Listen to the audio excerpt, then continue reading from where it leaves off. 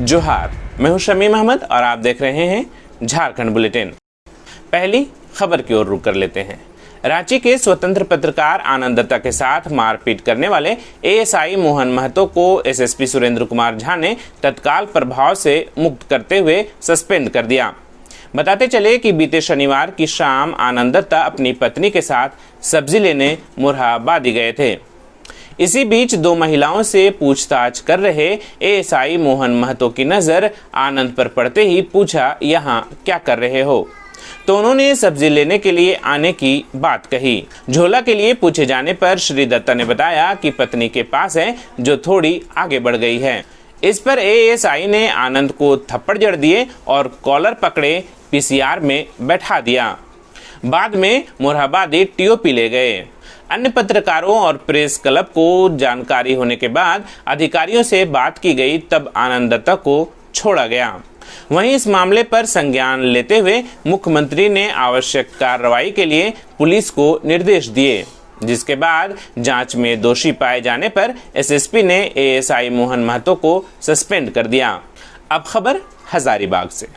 सजा पूरी कर चुके विदेशी नागरिकों को रखने के लिए हजारीबाग के जेपी सेंट्रल जेल के बाहर बनाए गए डिटेंशन सेंटर से रविवार को खिड़की के रड काटकर एक विदेशी नागरिक फरार हो गया।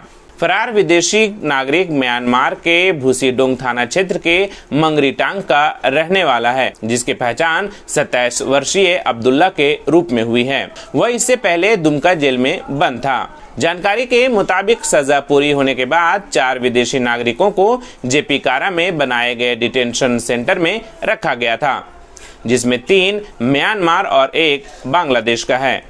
सभी घुसपैठ के आरोप में सजा पूरी कर चुके हैं। फरार विदेशी की सजा भी बीते 23 फरवरी को पूरी हो चुकी थी, जिसके बाद प्रशासन सभी को उनके देश भेजने को लेकर विभागीय प्रक्रिया पूरी करने में लगी थी।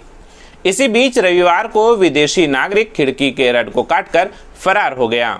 विदेशी शरणार्थी के भागने के बाद सक्रिय प्रशासन फरार विदेशी को पकड़ने के लिए जिला पुलिस को हाई अलर्ट कर दिया है। साथ ही इसे लेकर अलग अलग जगहों पर भी छापेमारी की जा रही है। खबरों में अब रांची की ओर रुख कर लेते हैं। रांची के बिल्डर स्वर्गीय अभय सिंह से 2 करोड़ रुपए की रंगदारी मांगने के मामले में जमशेदपुर के घाघेडी जेल से रिमांड पर लेकर आए रांची पुलिस के सामने गैंगस्टर सुजीत सिन्हा ने बड़ा खुलासा किया है। उसने पुलिस को बताया कि जेल में रहते हुए वह राजधानी के व्यवसायियों से हर महीने औसतन 2 करोड़ रुपए रंगदारी वसूलता था।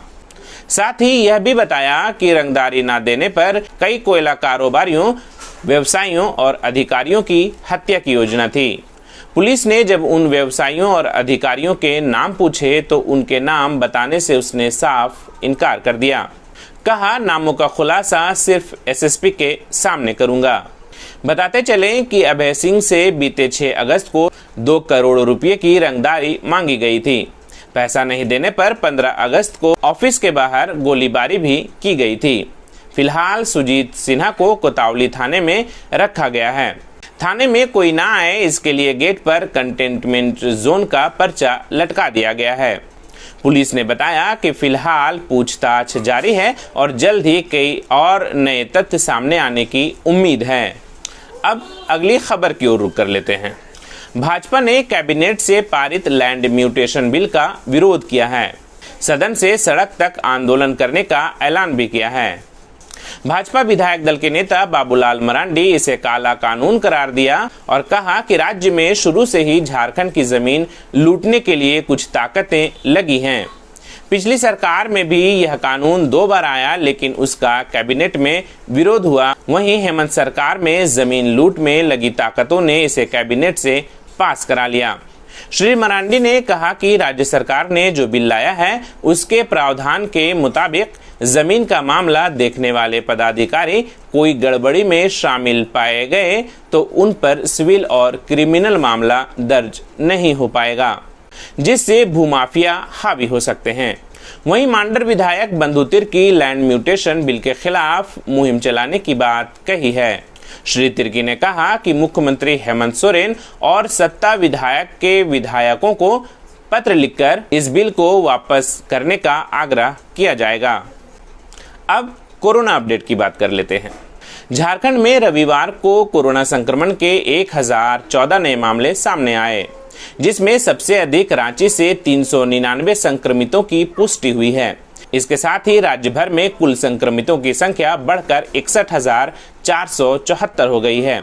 वहीं पिछले 24 घंटे में 1,509 कोरोना संक्रमित मरीज स्वस्थ भी हुए हैं। राज्य भर में अब तक स्वस्थ होने वाले मरीजों की कुल संख्या बढ़कर 46,583 हो गई है।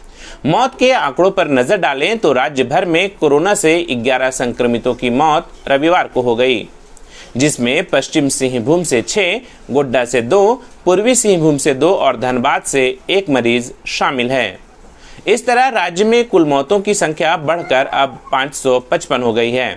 फिलहाल झारखंड में एक्टिव केसों की संख्या 14,336 है, जिसका विभिन्न कोविड अस्पतालों में इलाज चल रहा है। तो आज के बुलेटिन में बस इतना ही। फिर कल झारखंड बुलेटिन के साथ हाजिर होंगे। तब तक के लिए धन्यवाद। Subscribe now and press the bell icon. Never miss an update.